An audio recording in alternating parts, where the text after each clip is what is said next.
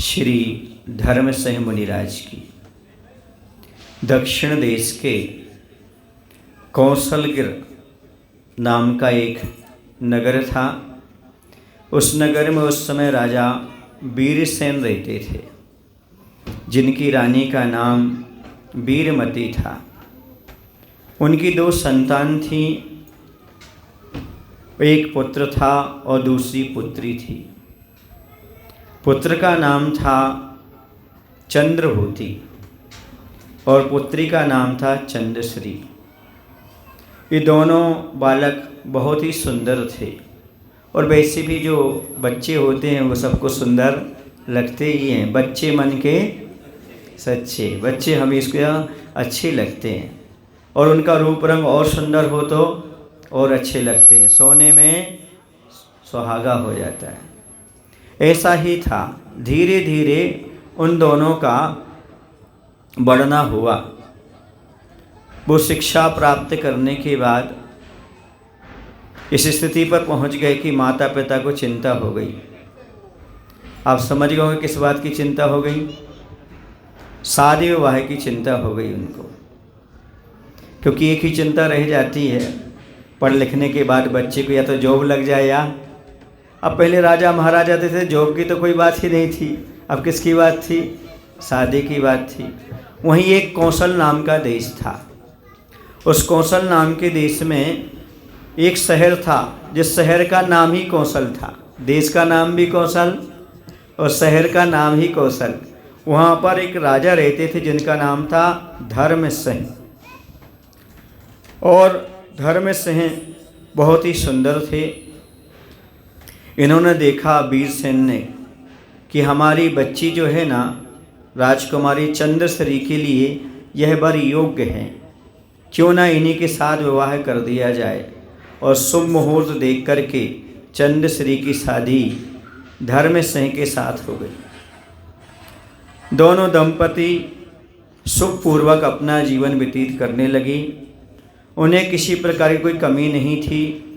राजा होने के नाते भोगोपभोग की सामग्रियाँ सब थीं, कि सबसे बड़ी विशेषता ये थी उनके अंदर धर्म के प्रति श्रद्धा थी। संसार की वस्तुओं को प्राप्त करने का पुण्य अलग है और धर्म ध्यान में मन लग सके ऐसा पुण्य अलग है। ये वस्तुएं प्राप्त हर किसी को हो जाती हैं, पर धर्म हर किसी को प्राप्त नहीं होता। लेकिन धर्मसिंह को धर्म प्राप्त हुआ था, ये बहुत बड़ी बात है। और जो धर्मसिंह थे और चंद्रश्री थी, दोनों अच्छी तरह से भगवान की भक्ति करते, पूजन करते, दान देते, स्वाध्याय करते, धर्म कार्य में ही उनका जीवन व्यतीत हो रहा था। जैसे मुनि महाराज का एक धर्म होता है, वैसे गृहस्थों का भी एक धर्म होता है। शादी करने के बाद जो गृहस्थ हो जाता है वह भोग में तो लगता है, लेकिन कभी धर्म को नहीं छोड़ता और धर्म का पालन करता है। तो वह भी यदि अंत समय में भी अनुव्रत को पालन कर ले तो निश्चित से वह 16वें स्वर तक पहुंच जाता है और वहां से नीचे आकर के मनुष्य पर्याय धारण करके मुनि बन करके मोक्ष को भी प्राप्त कर सकता है। इतनी क्षमता गृहस्थ के पास भी हुआ करती है। और वह अच्छी तरह से दोनों के दोनों धर्म का पालन कर रहे थे। एक दिन क्या हुआ, उस नगर में एक तपस्वी मुनिराज आए, जिनका नाम था श्री दमधर मुनिराज। उन श्री दमधर मुनिराज के दर्शन करने के लिए यहाँ धर्मसिंह पहुँच गया और वहाँ पहुँच करके मुनिराज के अच्छे से दर्शन किए। दर्शन करने के बाद मुनिराज के उपदेश सुने। पहले के जितने भी राजा महाराजा होते थे मात्र दर्शन नहीं करते थे, दर्शन के साथ साथ उपदेश भी सुनते थे। उन्होंने उपदेश को सुना और उपदेश का इतना प्रभाव पड़ा, उन्हें उसी समय बैराग आ गया और उन्होंने उन्हीं महाराज से, श्री दमधर मुनिराज से मुनि दीक्षा धारण कर ली, मुनि बन गए। आप लोग कई बार उपदेश सुनते होंगे लेकिन वैराग्य नहीं आता। उन्होंने एक ही बार उपदेश सुना ढंग से और उनको वैराग्य प्राप्त हो गया। सुनने का भी एक समय होता है। एक भाव होते हैं, एक परिणाम होते हैं। और उन्हें मुनि दीक्षा धारण कर ली और जंगल में जाकर के ध्यान करने लगे। यहाँ पर चंद्रश्री को जवानी में इस प्रकार का छोड़ करके वो दीक्षा ले गए। चंद्रश्री बड़ी कष्ट में थी, दुखी थी। उनका भाई जो था उसका नाम क्या था? चंद्रभूति। उसने देखा कि देखो ये जो महाराज हैं, जो राजा थे, हमारे बहन के जो पति, बहनों ही कहलाते ना, उनको यदि शादी ही करना थी तो शादी कर लेते, दीक्षा लेना थी तो, लेकिन दीक्षा लेना थी और उन्होंने शादी क्यों की? और जवानी में हमारी बहन को इन्होंने क्यों छोड़ दिया? अब देखते हैं हम इनके लिए। उसने मन में विचार कर लिया, क्योंकि रागी व्यक्ति क्या होता है ना, अपना राग ही देखता है और वह बीतरागी की तपस्या को भूल जाता है।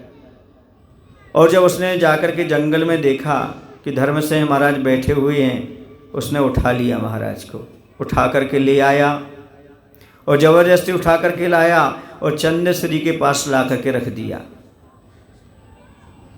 तुम्हें दीक्षा लेना उचित नहीं, अभी जवानी है, अभी भोग भोगिएगा, हमारी बहन को ऐसे ही छोड़ करके मत जाइएगा।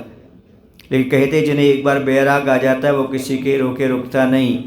उन्होंने पुनः जब चंद्रभूति गया तो महल छोड़ा और पुनः जाकर के जंगल में अपनी तपस्या करने लगे।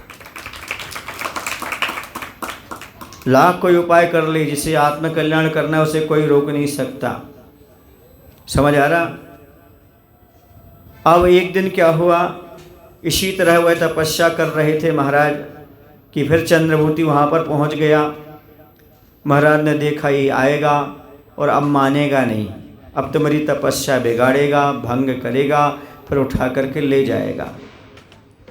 उन्होंने देखा वहीं बहुत पहले कभी हाथी मर गया होगा और सूखा हुआ उसका कलेवर वहाँ पर पड़ा हुआ था।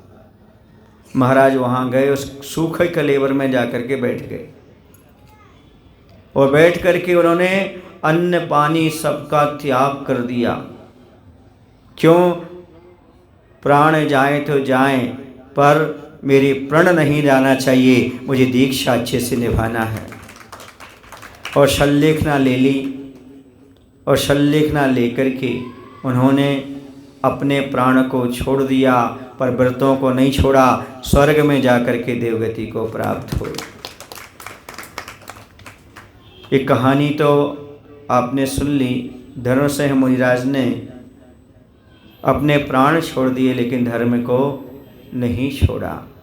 बस यही हमारे लिए शिक्षा मिलती है कि हमें भी चाहे कोई भी संकट आए, कोई भी समस्या आए, हमें अपना धर्म नहीं छोड़ना चाहिए, बल्कि धर्म की रक्षा के लिए प्राणों को न्यौछावर कर देना चाहिए। बोले महावीर भगवान की जय। आचार्य गुरुदेव श्री विद्यासागर जी महाराज की जय।